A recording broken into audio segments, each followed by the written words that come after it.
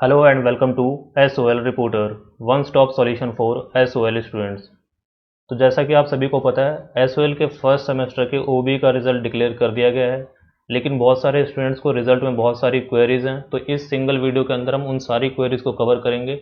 फिर भी आपकी कोई क्वेरी रह जाती है तो आप डेफिनेटली कमेंट सेक्शन में उसको लिखें, आपके क्वेरी का आंसर किया जाएगा। सबसे पहली क्वेरी स्टूडेंट्स की ये आ रही है कि सभी कोर्सेज का रिजल्ट आ गया है, लेकिन BA प्रोग्राम का रिजल्ट अभी तक डिक्लेयर नहीं किया गया है, तो इनका रिजल्ट कब तक आएगा। तो मैक्सिमम 15 सितंबर तक BA प्रोग्राम का रिजल्ट भी डिक्लेयर कर दिया जाएगा, चाहे वो फर्स्ट सेमेस्टर के स्टूडेंट्स हो या फिर थर्ड सेमेस्टर के स्टूडेंट हो। दोनों ही सेमेस्टर के लिए BA प्रोग्राम कोर्स का रिजल्ट 15 सितंबर के पहले कभी भी रिलीज किया जा सकता है। इसके अलावा कुछ स्टूडेंट ऐसे हैं जिनको किसी एक सब्जेक्ट में RA या फिर AB दे दिया गया है, AB यानी एब्सेंट और RA यानी रिजल्ट अवेटेड। अब इन स्टूडेंट्स ने अपने एग्ज़ाम जो है ओपन बुक एग्ज़ाम ये सबमिट किया गया था, लेकिन उसके बाद भी इनको RA या फिर AB दे दिया गया। तो इस केस में इनको क्या करना है, जब अपने पेपर आपने सबमिट किए होंगे तो आपके पास कोई कन्फर्मेशन मेल आया होगा, या फिर जब आपने सबमिट किया होगा तो कोई आपने स्क्रीनशॉट लिया होगा। जो भी आपके पास कंफर्मेशन मेल या फिर स्क्रीनशॉट है, आप इस स्क्रीनशॉट को लेके SOL के नॉर्थ कैंपस में चले जाएं और उनको बोलें कि मैंने अपना एग्ज़ाम जो है सबमिट किया था, फिर भी मुझे RA या एब्सेंट दे दिया गया है। तो वो सॉल्यूशन जो है आपको वहाँ पे प्रोवाइड करेंगे। लेकिन कुछ स्टूडेंट ऐसे भी है जिसको किसी एक सब्जेक्ट में ER दे दिया गया है या फिर कहीं फेल कर दिया गया है। तो ऐसे स्टूडेंट्स के पास क्या ऑप्शन है, तो इनके पास मेनली दो ऑप्शन है। एक ऑप्शन तो ये है कि आप SOL के नॉर्थ कैंपस में जाओ और वहाँ से उनको बोले कि मुझे अपना पेपर जो है वो रीचेक करवाना है या फिर उसको रीवैल्यूएट करवाना है। रीचेकिंग का मतलब क्या है, उसमें आपके पास रीटोटलिंग होती है, और रीवैल्यूएशन का मतलब है दोबारा से आपका पेपर जो है चेक किया जाएगा। और इस केस में आपको क्या होता है, 750 या फिर 1000 रुपये के आसपास आपको फीस पे करनी होती है और आपका पेपर दोबारा से चेक किया जाता है। ठीक है। अब ER का मतलब ये है कि आपका पेपर चेक किया गया है और आपके मार्क्स जो है पासिंग मार्क्स से कम थे, इसलिए आपको फेल कर दिया गया है या फिर ER दे दिया गया है। तो इस केस में एक ऑप्शन तो ये है कि आप अपना पेपर दोबारा चेक करवा लें। लेकिन इसमें दिक्कत ही क्या है कि जो रीचेकिंग का रिजल्ट है उसको आने में काफ़ी टाइम लग जाता है, और उसके पहले ही मोस्ट प्रोबेबली थर्ड सेमेस्टर के एग्ज़ाम वगैरह आ जाते हैं। फिर स्टूडेंट्स को समझ नहीं आता कि मैं अपने रीवैल्यूएशन के रिजल्ट का वेट करूं या फिर थर्ड सेमेस्टर के एग्ज़ाम में जो फर्स्ट सेमेस्टर का पेपर है वो ऐड करूं या ना करूं। तो इस केस में स्टूडेंट जो है परेशान होते हैं। तो मैं आपको सजेस्ट करूंगा कि अगर आपके किसी सब्जेक्ट में ER या फिर फेल दिया गया है तो आप वेट करें, थर्ड सेमेस्टर के साथ आप उस सब्जेक्ट का एग्ज़ाम दे सकते हैं। अगर फर्स्ट सेमेस्टर के किसी भी सब्जेक्ट में ER दिया गया होता है तो उस सब्जेक्ट का एग्ज़ाम आप थर्ड सेमेस्टर के साथ ईजिली दे सकते हैं, और उस टाइम आपकी जो अगर पासिंग मार्क्स से ऊपर मार्क्स आते हैं तो डेफिनेटली आपको उसमें पास किया जाएगा। ठीक है। तो आप ये रीवैल्यूएशन या रीचेकिंग के चक्कर में अगर आप पढ़ना चाहते हो तो एक बार जाके देख सकते हैं, लेकिन मैं आपको सजेस्ट करूंगा कि आप इसके चक्कर में ना पड़े। आप सिंपली थर्ड सेमेस्टर के साथ किसी भी ER सब्जेक्ट का एग्ज़ाम दे सकते हैं, तो उस टाइम अपने एग्ज़ाम दे देंगे, कोई दिक्कत वहाँ पे नहीं होगी। इसके अलावा बहुत सारे स्टूडेंट्स ऐसे भी हैं जिनको अपने रिजल्ट को समझने में दिक्कत आ रही है कि यहाँ पे क्रेडिट का मतलब क्या होता है, ये क्रेडिट पॉइंट्स जो हैं कितने में से दिए गए हैं, परसेंटेज कैसे निकालेंगे, पास फेल कैसे पता चलेगा। तो ये सारी चीज़ें मैं आपको बेसिक से समझा देता हूँ। तो देखिए, मान लीजिए आपका 100 मार्क्स का एग्ज़ाम है या 75 मार्क्स का एग्ज़ाम है, कितने भी मार्क्स का एग्ज़ाम है। अगर आपके मार्क्स जो हैं किसी भी सब्जेक्ट के अंदर 90% से 100% के बीच में होते हैं तो आपको लेटर ग्रेड मिलता है O, और ग्रेड पॉइंट्स मिलते हैं आपको 10। इसी तरह से आपके 80% से 90% के बीच में मार्क्स आते हैं तो आपको A+ ग्रेड मिलता है, और ग्रेड पॉइंट्स मिलते हैं आपको 9। अब स्टूडेंट्स ये पूछेंगे कि हमें पता कैसे चलेगा कि कौन सा स्टूडेंट पास है और कौन सा स्टूडेंट फेल है। तो आपको अगर ग्रेड पॉइंट्स में 10 से लेके 4 के बीच में कोई भी ग्रेड पॉइंट मिला है तो इसका मतलब है कि आप पास हैं। ठीक है। फेल का मतलब क्या है, फेल का मतलब सिर्फ इतना है कि आपके ग्रेड पॉइंट्स के आगे 0 लिखा हुआ है, उसी केस में आप फेल हैं, और जो लेटर ग्रेड है उसके आगे आपको लिखा हुआ है F। बेसिकली SOL के अंदर अगर 0 से लेकर 36% के बीच में आपके मार्क्स आते हैं तो आपको फेल कर दिया जाता है, या आपका AB दे दिया ER दे दिया जाता है, इसेंशियल रिपीट आपको दे दिया जाता है। यानी SOL के अंदर जो पासिंग मार्क्स है वो है 36%, उससे कम मार्क्स आने पे आपको फेल कर दिया जाएगा। तो अगर किसी स्टूडेंट के ग्रेड पॉइंट में 10 से लेकर 4 के बीच में कोई भी ग्रेड है, या फिर O से लेकर D के बीच में कोई भी ग्रेड है, तो वो पास है। अगर किसी स्टूडेंट के ग्रेड पॉइंट में 0 ग्रेड दिया हुआ है या फिर लेटर ग्रेड में F लिखा हुआ है तो ही वो फेल है, अन्यथा सभी केसेस में वो पास है।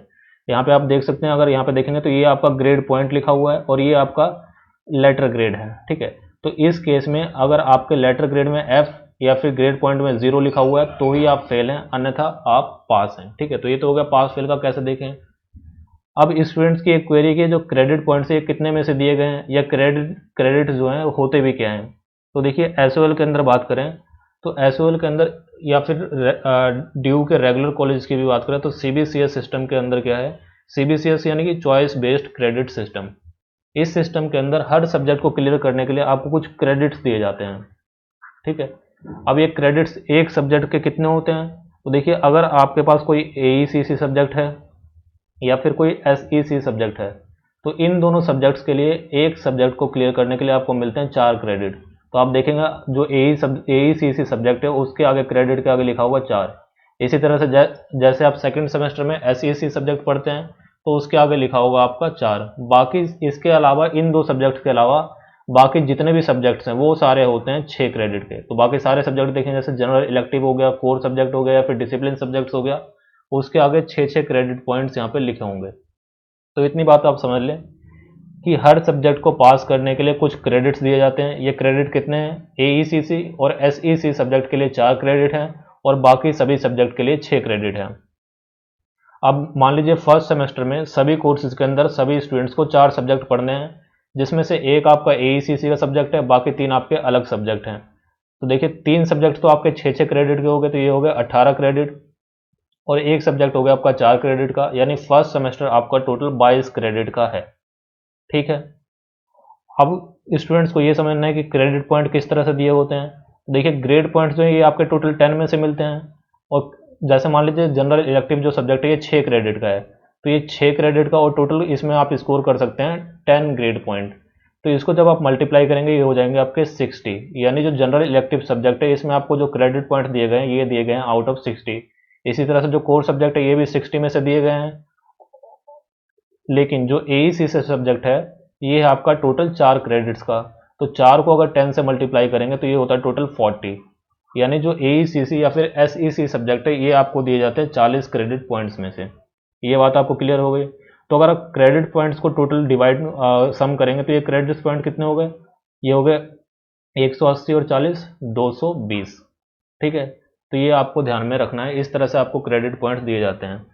अब बहुत सारे स्टूडेंट को समझ में नहीं आ रहा कि ये जो एसजीपीए ये किस तरह से निकाला जाता है। तो जो भी आपके 4 सब्जेक्ट्स हैं उसमें जितने आपके क्रेडिट पॉइंट्स हैं, जैसे मान लीजिए इस स्टूडेंट के टोटल क्रेडिट पॉइंट हो रहे हैं 132। अब 132 कितने क्रेडिट्स में से दिए गए, तो इनको टोटल फर्स्ट सेमेस्टर जो है 22 क्रेडिट का होता है, तो 132 को अगर 22 से आप डिवाइड करेंगे तो एसजीपीए आएगा 6।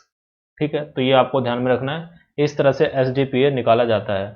फिर भी आपका कुछ कोई डाउट रह गया तो एक मैंने रिजल्ट के ऊपर एक अलग से स्पेशलिस्ट वीडियो बनाई हुई है, उसके अंदर मैंने और डिटेल में समझाया हुआ है, उसका लिंक मैं डिस्क्रिप्शन में दे दूंगा, उस वीडियो को आप देख सकते हैं। उसमें मैंने और डिटेल में रिजल्ट कैसे एसओएल प्रिपेयर करता है उसको समझाया हुआ है। फिलहाल के लिए जो बेसिक था वो मैंने आपको बता दिया।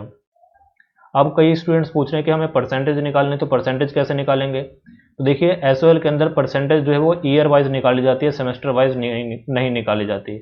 यानी जब फर्स्ट और सेकंड दोनों सेमेस्टर का रिजल्ट आपका आ जाएगा तो वहाँ पे आपका लिखा हुआ है, यहाँ पे एक कॉलम बनेगा, वहाँ पे आपका सीजीपीए लिखा हुआ है। जैसे मान लीजिए यहाँ पे 7 आ जाता है सीजीपीए दोनों सेमेस्टर को मिला के, तो ये जो 7 सीजीपीए आएगा इसको 9.5 से मल्टीप्लाई करने पे आपकी परसेंटेज आती है एक ईयर की। एसओएल के अंदर सीबीसीएस सिस्टम में सेमेस्टर वाइज परसेंटेज नहीं निकाली जाती, लेकिन फिर भी आपकी इच्छा है परसेंटेज निकालने की, तो जो ये एसजीपीए लिखा हुआ है यहाँ पे, जैसे इस स्टूडेंट का 6 लिखा हुआ है, तो 6 को आप 9.5 से मल्टीप्लाई करेंगे, जो भी आएगा वही आपकी फर्स्ट सेमेस्टर की परसेंटेज हो जाएगी। लेकिन ऑफिशियली अगर आपसे कोई पूछे कि फर्स्ट सेमेस्टर में कितनी परसेंटेज है, तो आप उसको ये जवाब दें कि फर्स्ट सेमेस्टर में एसओएल के सीबीसीएस सिस्टम के तहत परसेंटेज नहीं निकाली जाती, परसेंटेज जो है ईयर वाइज निकाली जाती है। ठीक है, तो जब सेकंड सेमेस्टर का रिजल्ट आ जाएगा उसके बाद आप परसेंटेज निकाल पाएंगे।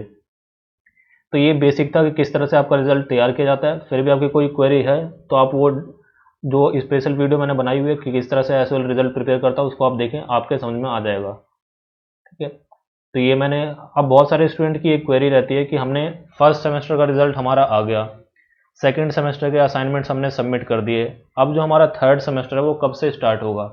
तो इसके लिए मैंने क्या किया है, थर्ड सेमेस्टर के स्टूडेंट्स के लिए जो अब थर्ड सेमेस्टर में गए हैं उनके लिए मैंने अलग से एक प्लेलिस्ट बना दी है। इसके अंदर 2-3 वीडियोज यहाँ पे डाल दी, जैसे थर्ड सेमेस्टर का जो कोर्स स्ट्रक्चर है, कौन से सब्जेक्ट्स आपको पढ़ने हैं उसके ऊपर एक वीडियो है, थर्ड सेमेस्टर स्टार्ट कब से होगा, एग्ज़ाम कब से होंगे, क्लासेस वगैरह, उसके लिए एकेडमिक कैलेंडर जो है उसके ऊपर एक वीडियो मैंने बना दिया ऑलरेडी।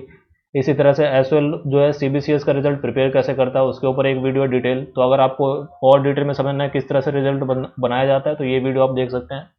तो थर्ड सेमेस्टर का के लिए मैंने एक अलग से प्लेलिस्ट बना दी है, इसका लिंक आपको डिस्क्रिप्शन में मिल जाएगा, इसको आप जाके देखें, जो भी इसमें वीडियोज़ है उसको देखें, ये आपके काम की वीडियोज़ यहाँ पे बना के पब्लिश की गई हैं। अब बहुत सारे स्टूडेंट्स का ये क्वेश्चन आएगा जो थर्ड सेमेस्टर की हमें फ़ी पे करनी है, वो फ़ी कब पे करनी होगी हमें? तो ये अप्रॉक्सीमेटली आपके सितंबर एंड या फिर अक्टूबर में आपके फ़ी पे करने का या फिर कहीं एग्जामिनेशन फॉर्म फिल करने का लिंक आ जाएगा। जब भी आएगा आप चैनल को सब्सक्राइब करके रखें, डेफिनेटली आपको वीडियो के थ्रू इन्फॉर्म किया जाएगा। फिलहाल के लिए वीडियो में इतना ही। अगर आपको पसंद आया तो इसको आप लाइक करें, जो भी आपके फ्रेंड्स हैं फर्स्ट सेमेस्टर के उनके साथ इसको शेयर करें, जो भी आपके एसएल के ग्रुप्स हैं उसमें इसको शेयर कर सकते हैं और चैनल को सब्सक्राइब करें। For the time being that's the end of the video. Thank you.